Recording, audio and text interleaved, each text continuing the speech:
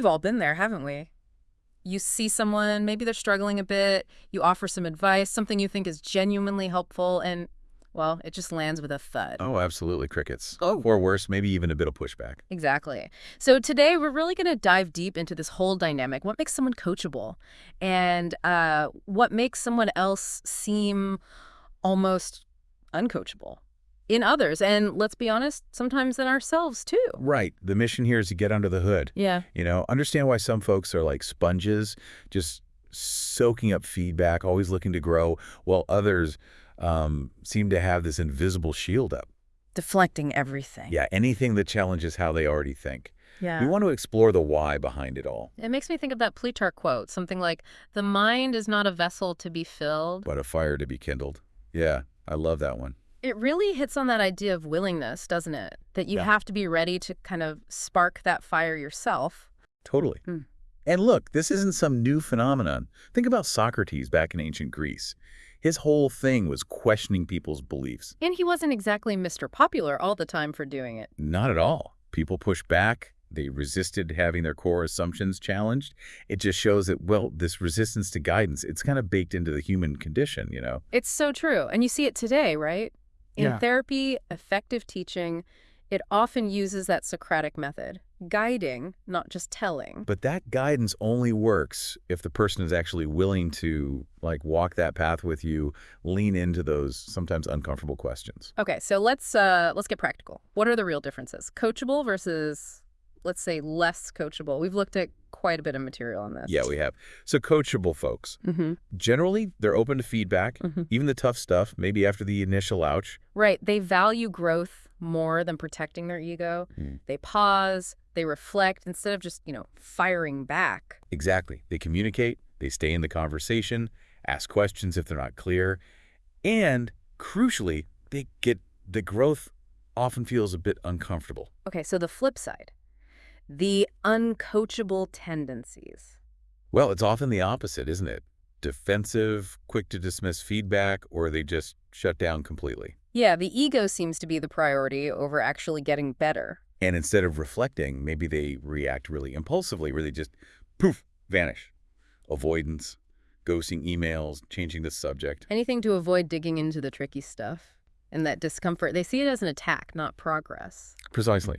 There was this metaphor, something about tilling the soil. Oh yeah, I like that. Growth-minded people are like tilling the soil of their mind, getting it ready for new ideas. Whereas the uncoachable types, they're building these huge fences of pride around their thinking. Nothing new gets in. It connects right into Carol Dweck's work, doesn't it? The whole growth mindset thing. Absolutely. Coachable people tend to have that growth mindset, the belief that, abilities can be developed. You're not just stuck with what you've got. And the uncoachable often lean towards that fixed mindset.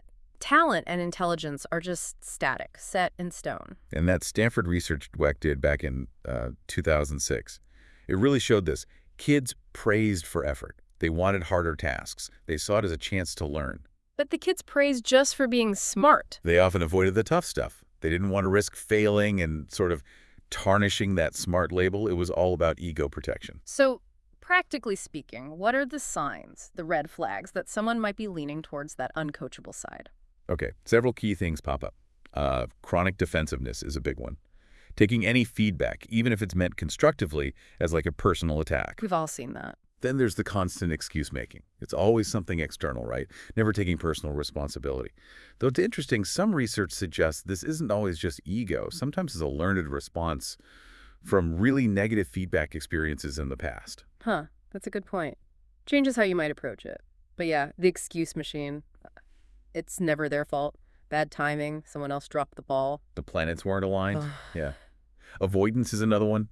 Changing the subject, ignoring messages, just disengaging when feedback might come up. And overconfidence, that I know better vibe. Right, sometimes linked to that Dunning-Kruger effect where, ironically, the less competent you are in an area, the more confident you might feel because you don't know what you don't know. The classic, don't worry, I got this, just before it all goes completely sideways. Exactly. Low self-awareness is huge, too, just not seeing their own role in problems. And a victim mentality, feeling powerless, like nothing can change, so why bother listening to suggestions? It's interesting how this plays out. That Jack Welch example at GE, sorting people into those who get it, those who want to but struggle, and then the ones who just resist. Yeah, that last group sounds pretty uncoachable, doesn't it? Or think about sports. Someone like Phil Jackson, the basketball coach, he often picked players based on coachability, not just raw skill. Because a superstar who won't listen can wreck the whole team. Precisely. A skilled player who resists coaching can actually hurt the team more than help. It's like people build this shield of ego you mentioned. What's behind that? Why is it so hard sometimes to just take feedback? Well, some of our sources pointed to evolution, actually. Think about tribal times. Being rejected by the group, that was dangerous, potentially life-threatening. So criticism taps into that deep fear of being kicked out, losing status. It can, yeah. That defensiveness acts like emotional armor, protecting against that perceived social threat. Okay, this inevitably makes you look inward, doesn't it? How coachable am I? It's way easier to spot in others. Ah, yes it is. Honesty with ourselves is tough, but crucial. So how do we self-assess? What questions should we ask? Well, start with, when I get feedback, what's my gut reaction? Am I trying to understand it, see their point? Yeah. Or am I instantly building my defense case? Good one. And what about when I'm stuck? Do I ask for help, or do I just try to muscle through, maybe afraid of looking like I don't know what I'm doing? Yeah, that fear of incompetence is real. And are you willing to be uncomfortable? Because, let's face it, real growth usually involves some discomfort. And challenging conversations. When someone questions my assumptions, do I stay open, listen, or do I just clam up or get defensive? There was a simple test mentioned. If 3 different credible people have given you similar feedback, have you really sat with it? Considered maybe there's something there. Oof. The 3 different people test. That's a moment of truth, all right. Like a mini peer review on yourself. And remembering that Dunning-Kruger thing, Yeah. the less we know, the more confident we might be. It's a good reason to stay humble about our own blind spots. So true. But there are positive signs too, right? Signs you're becoming more coachable. Actively seeking feedback, admitting mistakes without crumbling, being genuinely curious, actually doing something with the advice you get. That Harvard Business Review piece had good prompts too, didn't it? Like, am I willing to look for evidence that disproves my self-image? Yes. And do I ask more questions than I give answers? Can I stay open during discomfort without immediately jumping to self-justification? It reminds me of Lincoln's team of rivals. He deliberately sought out disagreement because he knew it made the thinking stronger, even if it was uncomfortable. What a great example of valuing diverse perspectives over just, having everyone agree with you.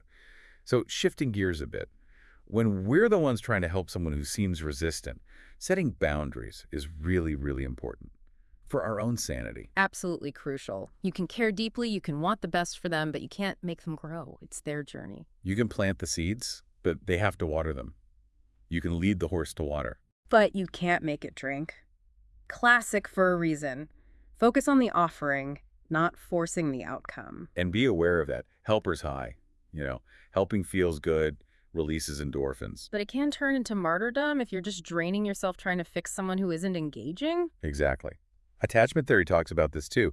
Sometimes anxious attachment styles can lead to overinvesting in fixing others, maybe to feel needed or secure. That makes sense. It's that nurturing instinct, but it goes sideways if it's totally one-sided. Which brings us back to that Zen idea. You are responsible for the effort, not the outcome.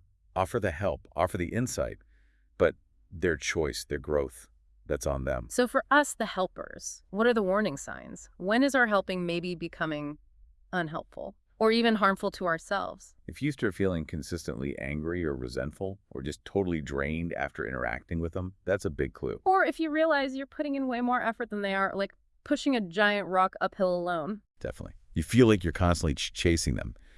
And if you see a pattern, ignoring advice, arguing every point, zero curiosity, lots of, yeah, I'll do that, but then nothing. Those are strong signals that maybe you need to step back, right? It might be time to reassess. It's hard, especially if you care, but sometimes pushing more just builds more resistance. So how do we communicate in those moments? You mentioned nonviolent communication. Yeah, NVC, developed by Marshall Rosenberg. Really useful stuff. Focus on observations, not judgments like, I noticed the report wasn't submitted, versus you're always late with reports. Big difference in how that lands. Huge. And speak from your experience using I statements. When X happens, I feel Y because I need Z instead of you make me feel. It just sounds like blame. Okay, observations, I statements. Oh, I offer choices or make clear requests, not demands. Would you be open to talking about this? Not, you need to fix this now. It's about expressing needs without making the other person wrong. Really practical tools for tough spots. Okay, let's dig into the why again. Why do some people choose, maybe unconsciously, to stay resistant? What's underneath it? Often it's insecurity. Admitting you need to grow can feel like admitting weakness, which feels really vulnerable. Maybe just ignorance. They genuinely don't know what they don't know. That too. Pride is a big one. Admitting flaws feels like losing face, losing status. Fear of change is huge. Growth means change. Change means risk, and risk feels scary. And just comfort. Even if things aren't great, the known feels safer than the unknown discomfort of growth. Yeah, that comfort addiction. It reminds me of that quote, some people would rather stay stuck and feel safe than grow and risk failure. That really nails it. And evolutionarily, again, being seen as wrong or weak in the tribe was dangerous. That drive to protect our image is deep. Plus, cognitive dissonance when new info clashes with our beliefs, it's uncomfortable. Rejecting the new info is often easier than changing our beliefs. So knowing all that, if we do want to offer help, how do we approach it to minimize that defensiveness? Approach is everything. Lead with curiosity, not judgment. Hey, I had thought about this. Would you be open to hearing it? Or can I offer a different perspective? Use invitation language. Exactly, not directives. And respect their no. If they aren't open, let it go gracefully. Don't push. Maybe admitting our own struggles helps too. Hey, I'm working on this too. Definitely.